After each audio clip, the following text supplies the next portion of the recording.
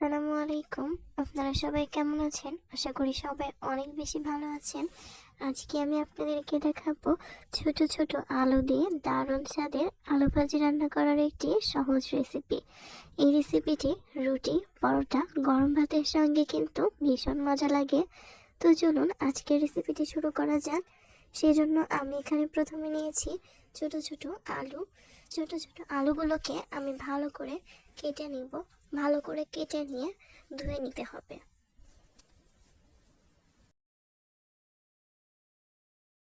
আলুগুলোকে ভালো করে পরিষ্কার করে ধুয়ে এখন আমি পানি ঝরিয়ে তুলে নিব। ভালো করে ধুয়ে পানি ঝরিয়ে নিয়েছি।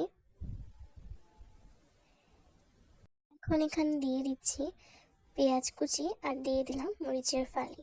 এখন চলে যাচ্ছি মূল রেসিপিতে। একটা কড়াইয়ে তেল দিয়েছি, তেলটা গরম হয়ে আসা পর্যন্ত অপেক্ষা করব। তেলটা গরম হয়ে আসা পর্যন্ত অপেক্ষা করে এখন দিয়ে দিচ্ছি আলু, মরিচের ফালি, পেঁয়াজ কুচি আর দিয়ে দিচ্ছি স্বাদ মতো লবণ আর দিয়ে দিব হলুদের গুঁড়া। এখন এগুলো দিয়ে ভালো করে চামচের সাহায্যে নাড়াচাড়া করে এখন মিশিয়ে নিচ্ছি। এইভাবে করে চামচের সাহায্যে ভালো করে নাড়াচাড়া করে মিশিয়ে নিব এবং ভালো করে চামচের সাহায্যে নাড়াচাড়া করতে হবে।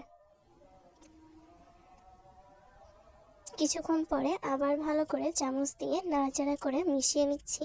আর এইভাবে করে কিন্তু ভেজে নিব। এই রেসিপিটি একেবারেই সহজ, যে কেউ বানাতে পারবেন। এইভাবে করে ভালো করে নাড়াচাড়া করে কিছুটা সময় ধরে আবার ভালো করে ভেজে নিচ্ছি। এভাবে করে কিছুক্ষণ পর পর চামচের সাহায্যে ভালো করে নাড়াচাড়া করে ভেজে নেবেন।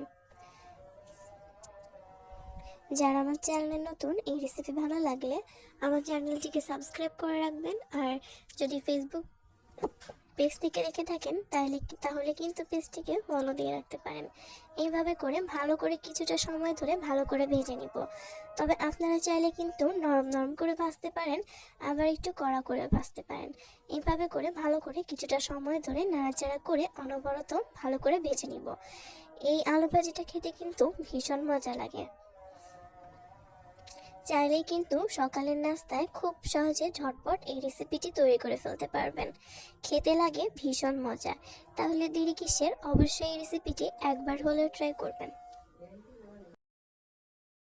এভাবে করে অনবরত নাড়াচাড়া করে ভালো করে ভেজে নিতে হবে। কিছুটা সময় ধরে অনবরত নাড়াচাড়া করে আপনারাও ভেজে নেবেন।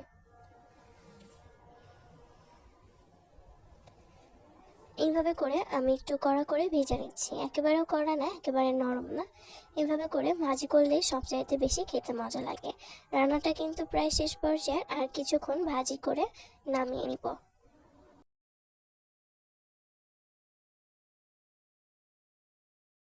আর এই তো এই পর্যায়ে কিন্তু ভাজি করা একদম শেষ। এই পর্যায়ে আমি এখন নামিয়ে তুলে নিচ্ছি। আর এই তো দেখতেই পারছেন কেমন হয়েছে আজকের রেসিপি। কেমন লেগেছে আপনাদের কাছে অবশ্যই কমেন্ট করে জানাবেন। নতুন ভিডিওতে খুব শীঘ্রই আপনাদের সঙ্গে নতুন রেসিপি নিয়ে হাজির হব। সবাই ভালো থাকবেন, সুস্থ থাকবেন। সবার সুস্থতা কামনা করে বিদায় জানাচ্ছি। সবাই ভালো থাকবেন। আল্লাহ হাফেজ।